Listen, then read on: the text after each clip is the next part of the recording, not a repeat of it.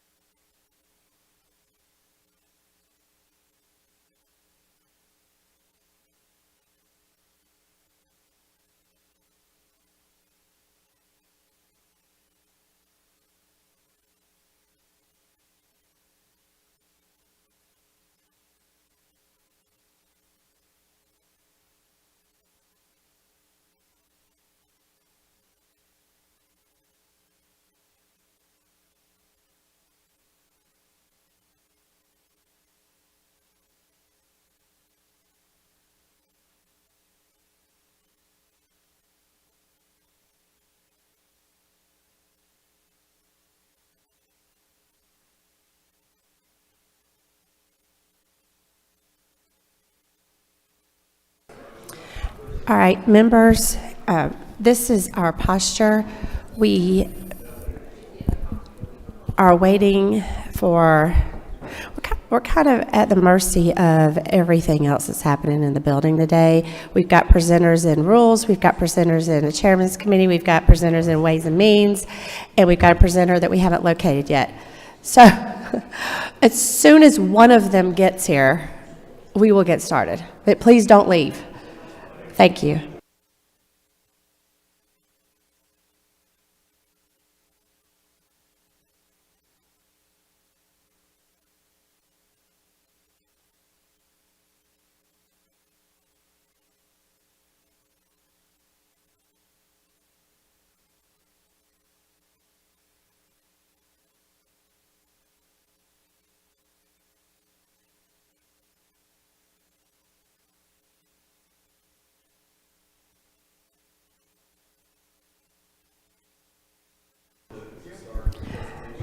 Oh, we're not waiting for a quorum. We were just waiting for, yeah, we're good. Okay, everybody, we're going to go ahead and call this meeting to order. And we're going to start with prayer from Representative Barton, and don't we need it? Representative Barton. Can you? All right, bow your head, please. Dear Heavenly Father, be with us today as we do the work of the state. Help us in this last week as well. In your name we pray. Amen. Thank you.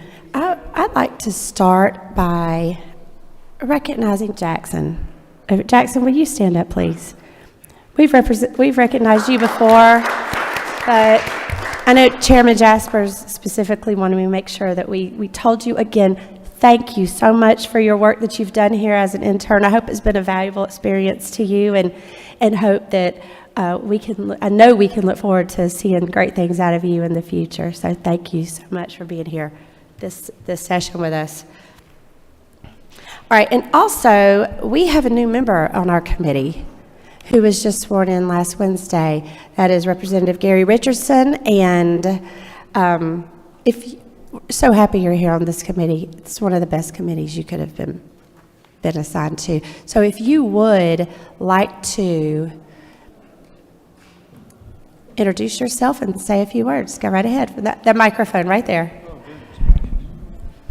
Yes, thank you very much. I'm Gary Richardson. I represent District 125, Columbia, part of Columbia and McDuffie counties, and I'm just very thankful with the warm support and outreach from everybody so far. I was sworn in last Wednesday, and it's been very overwhelming, but everyone has offered to help and answer questions, to do whatever, and I'm just very grateful to be a part of the House and working with everyone. Thank you. We are very grateful to have you here. Okay, first order of business today, since we were waiting for some bill presenters to arrive, is we're going to begin with Amber Clark with the Georgia Airports Association, and you should have there with you several handouts. Either have them or they're coming your way that you can refer to during her presentation. And I will, yeah, right over here. And I will let you know we're on a little bit of a time crunch since we started late and we've got rules coming in at 2. But we do look forward to hearing from you, and we know this is a report you've been working very hard on, so thank you for being here. Okay. And the director of the Columbus Airport. I also have with me Andrew Wiersma, who's our past president, and he's our legislative committee chair, and also the manager of the Dalton Airport.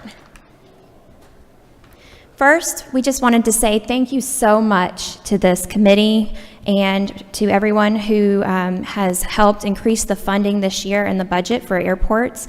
State funding is integral in maintaining and developing our Georgia airports. And this funding, this increased funding, will help repair runways, upgrade lighting, and install wildlife fencing. So there's so many other projects that are going to be able to be done because of this funding. So we just want to say thank you so much. All these projects will foster a safer airport and provide future growth for our airport as well. I'd like to introduce our association a little bit. So we are the Georgia Airports Association, or known as GAA. We were founded in 1990, and we also have, we are for the development and growth and empowerment of all airports. And we also advocate for federal and state funding, as well as legislative changes to ensure that our airports continue to be safe and efficient. And why is it important that we support all airports? And that's because we are a network or a system that helps foster not only state growth, but regional and national growth. So I got a little bit of a fact sheet here. We do have 103 airports that are state funded here in the state of Georgia. 71% of those airports are actually GAA members. All 8 commercial service are members, as well as 68% of the 95 general aviation airports. I'd like to give some facts that this committee itself represents 26 of our Georgia airports, 25 general aviation airports, and 1 commercial airport, for a total economic impact annually of $4.8 billion. So thank you for representing those airports. The need for airport projects and improvements every year is very costly. So we again just want to reiterate, thank you so much for the additional funding that we received in the budget this year. You can see that we're comparable to some of our regional states as well. So that's a great increase for us. But we just want to remind everybody that these projects are continuously going to be costly. And so we're going to look at that funding level going forward as well. So it's not just a one-time increase that's needed. Last week at the Intermodal Committee meeting, GDOT did give a presentation on the hangar study. So we've got a couple slides that we just kind of want to touch base on. So this is just kind of shows the need for hangars. Hangars is a revenue generator at our airports. So this slide kind of shows a geographical need for those hangars. The need is 1,400 additional hangars here in the state of Georgia. And you can see that equates to about $450 million in construction cost. 57% were actually outside of the state looking to base here in Georgia. So that's a great economic impact for our state. We know that there is a conversation about a loan program here, and we're excited about that. This gives some information about states that use a total loan program to fund hangars, and then those who use grants and those who use a combo. So we do have 10 states here that use a loan program, and 8 of them use a grant program, and 7 actually use a combo of the 2. Ms. Clark? Yes, if I could interrupt you quickly. Oh, sorry. You did have a question? Rep. Mathis? Okay. Well, if any of you do have a question at any point, just hit your button and we'll just take questions as we go. How about Sure, that? that sounds great. Thank you. Go ahead. All right. So we did put out a survey to our members and asked, based on their current financials and budgets, what could they support successfully in regards to hangar funding? And so we asked, is it 100% loans? Is it a 50-50 grant loan program? Is it some kind of combination or other? We actually had 45 airports respond back to that survey, and you can kind of see where their spread was. So it looks like the majority are saying that they successfully could do a 50-50% loan grant program. But we had a few that did say they could do 100% loans. So we'll continue to gather that information and bring it back to the committee. Okay. You have a question, Floor Leader McDonald? Yes. Question. Explain what a hangar is. And the reason I'm asking is I did the $450 million divided by 1,400 and I came up with $321,428 for one hangar. It seems really high for a T hangar. So we'll need the study to come out to be able to show more in depth what they're talking about, but there are different types of hangars. So they're not all going to be necessarily T hangars. There may be some that are box hangars. We'll need the actual study to kind of break that down for you, but there are different types of hangars. So just taking that and dividing it may not be representative of the actual need. Yeah. And a hangar, so for anybody who may need to know, a hangar is a facility where you would park an aircraft inside to maintain it, keep it safe from the weather, different conditions of that nature, kind of like a garage would be for your car. It would be the same thing for a hangar. And it could be rented by an individual, it could be rented by a small business, it could be a corporation. So there's a lot of different reasons somebody may need a hangar. Even flight schools tend to keep some of their aircraft in hangars. So it depends on the different needs of the individual of what type of hangar they would need. Did that answer your question? Yeah. Okay. I knew what a hangar was, but my point was the type hangar. Right. Absolutely. So we do want to continue to work with this committee going forward. We know there's a bill that's out about the loan program, and so this is kind of just a very high overarching recommendation based on some of our feedback from our members. But we'd like to see maybe a scale for the loan program. So for those who have better economic positions, maybe they could do 100% loans. For those with varying economic factors, maybe a 50-50 or 75-25 or 90-10. So this is, again, just a high-level feedback from our members, and we'd really like to continue this conversation throughout the year. Okay, good. We've got a question from Chairman Taylor. Thank you, Madam Chair. Just a quick, will you break down Tier 1, 2, 3 definitions? What are they? Sure. So this was based on the Department of Community Affairs county rankings. So this is dependent on different economic factors like population, job growth, poverty level, those types of information. That's how those counties are ranked. And so an airport that would reside in those counties would have those tiers. And so a Tier 4 is going to be something that has a lot higher economic ability, whereas a Tier 1 would be much lower. All right.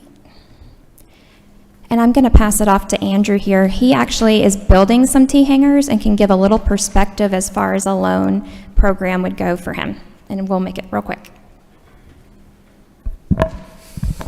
So I'm Andrew Wiersma. It's good to be here. Sorry I'm a little bit taller than Amber is, but so at my airport up in Dalton, we're currently designing some T-hangars, and to your point, there are different types of hangars. You've got your box and corporate hangars, and you've got your T-hangars. For us, our engineer estimate is about $1.4 million for a 10-bay T-hanger. So it's a little more than it's about $140,000 per bay, which is actually extremely high compared to what it has been, say, 3-4 years ago.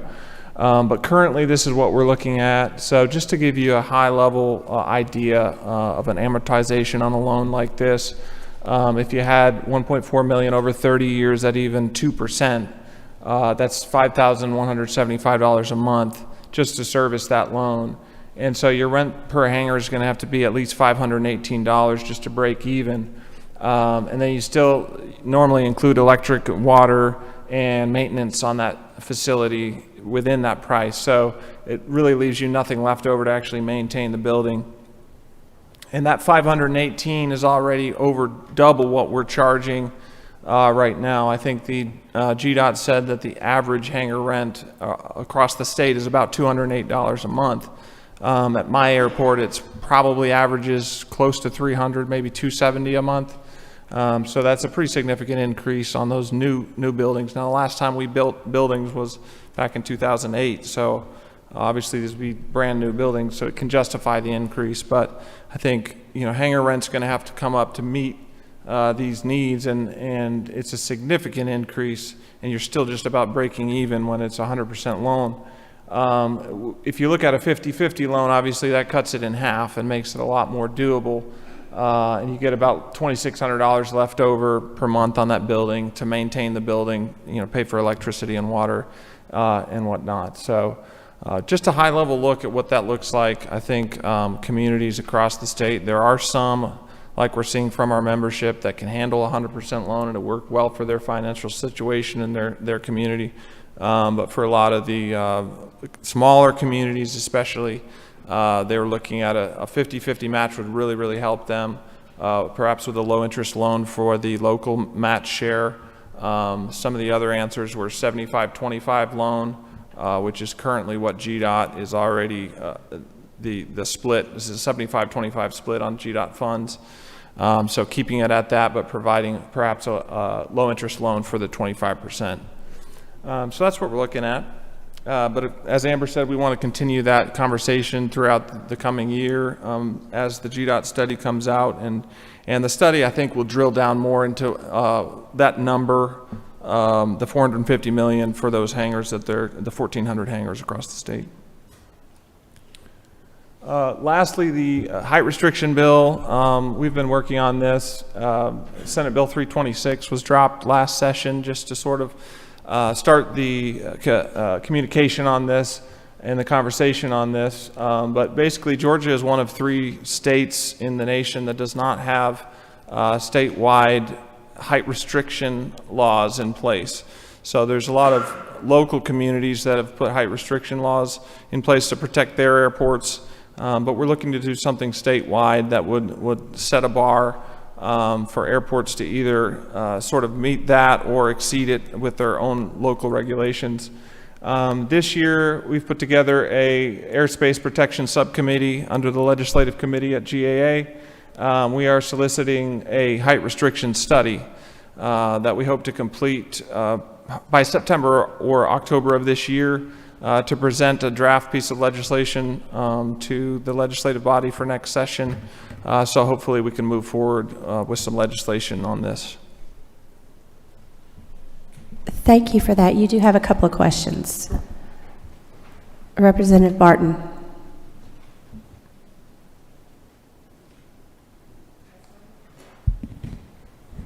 You didn't have a question? Okay. Chairman Taylor. Thank you, Madam Chair. We had an issue come up last year in South Georgia, being close to Moody Air Force Base. And is that going to be taken into consideration when you're looking at this? Because it put quite a hardship from Thomasville on our airport. And what can be done about that? Yes, so that's an issue that we lobbied very hard for last year, trying to get the Air Force to not move forward with the Moody Air Force Base MOA restrictions that they were looking at. Ultimately, we were able to get them to back down a little bit, which helped. I think they came off of about 8 airports that they were going to be over. And for anyone who doesn't know, they were lowering the MOA, which is the military operations areas, over those airports. They were bringing them down very, very low, essentially just restricting that airspace, and it would effectively choke off a lot of these airports, and the economic impact of these airports would be severely damaged. So we lobbied very hard for them not to do that. And like I said, they did back down, but unfortunately they are implementing that this year, and several airports, including Thomaston. I think Thomaston is just outside of the MOA area, but it's very close. And so unfortunately they are going to experience those negative impacts.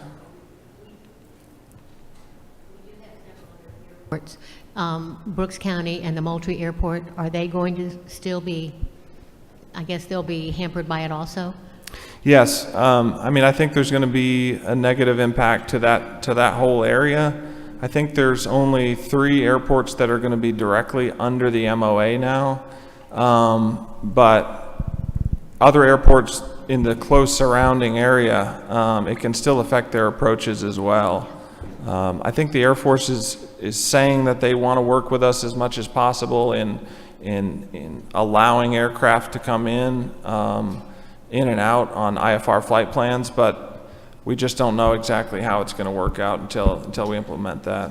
Are there additional meetings coming up, or they're just going to make a decision and tell us? And was Thomasville excluded? Yes, I believe Thomasville was excluded. They're just outside the new MOA area, I believe. That was the last that I heard too, but I didn't know if this is something new. Yes, so there's one meeting that we're working on scheduling this year, but it's basically just a meeting where they're going to tell us, hey, it's a done deal and this is how we're going to implement it, and then we're going to work as best we can to try to bring a smooth transition in. And that's all we can really do, unfortunately. Thank you. Yeah. Any other questions from the committee for our presenters? None? Okay. Thank you so much for being here. We appreciate this information and look forward to working on this in the future with you all. We know it's a big need here in our state. Thank you so much. Okay, well, we have got 3 Senate resolutions and 2 House bills on the agenda. We have one senator that's here, Senator Hatchett. If you'd like to go ahead and come on up and present your resolution. This is the Senate's road naming resolution, and you should have there information from the substitute that has additions from the House where we did not quite make it early on in the process, but we'll be handling that now. So, and also let me add, Abby, thank you so much for helping us out through the process as we've needed it to make sure that we get these important road namings done in time. So, Senator Hatchett, it's all you. Thank you, Madam Chair. I bring you Senate, Senate Resolution 583. I learned a lot about myself and this building in filing this bill. Number one, I learned that there are a lot of roads that are dedicated and renamed, and there are a lot of bills that are dropped. But I also learned that there are a lot of bills that are dropped after one bill is dropped to rename a road. So I made the mistake of being the very first one to drop a road naming bill, which is why my one road has turned into about 50. So this is the omnibus road naming bill from the state Senate, and I would really greatly appreciate your favorable consideration. All right. You have, okay, we got a motion to pass. We have a second. Is there any discussion? None? Okay, all those in favor say aye. Any opposed say no. All right, motion carries. Thank you very much. Thank you very much, Senator, for being here. Okay, we are in a position right now where we do not have senators in here to present these bills. However, just roll them. Okay. Give me a moment here.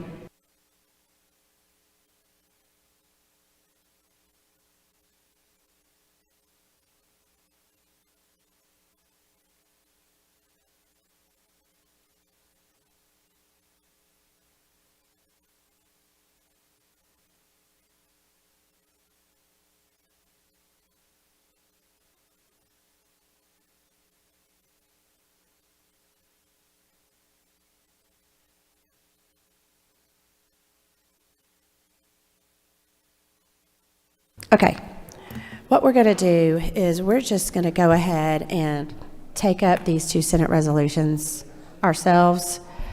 One is Leader Gooch's, no, not Leader, yeah, his Senate Resolution 609. Josh, are you able to speak to that bill? Just say your name. Would you? If you are able, sure. The resolution. It's important to people in North Georgia, and if you could explain that, that'd be great. Yeah, this is the Leader Gooch's resolution to dedicate a roundabout at where it used to be a historical marker, just recognizes the Princess Traulita.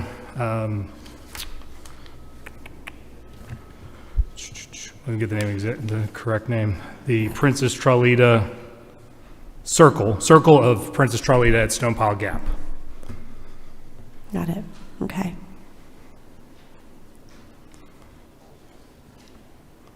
Any questions? All right, thank you. What's the will of the committee at this time? Okay, we have to pass. We have second. Any discussion? All those in favor say aye. Any opposed, no. It passes.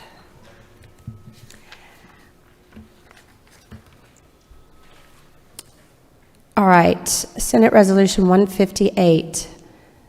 Is anyone familiar with Senator Anavitate's bill designating the Northwest Georgia Logistics Corridor as an official logistics growth corridor in Georgia? All right, we have a motion to pass. There's a second. Any discussion? All those in favor say aye. Any opposed say no. All right, it passes. Okay, the last 2 items were hearing only, and Chairman Jasper said that he would be fine with us postponing those. I will say that I'm putting together a tour of the Gulfstream facility in Savannah in a couple of weeks. If any of you are interested in going, it'll be about a 2-hour tour and maybe lunch afterwards. So if you're interested in that, please let me know, and I'll make sure I get you the information when I have the details. But otherwise, I think this is it. We have I'm trying to read Chairman Jasper's notes. We have a committee survey that Carmen will get out to you later this week, if you could fill that out.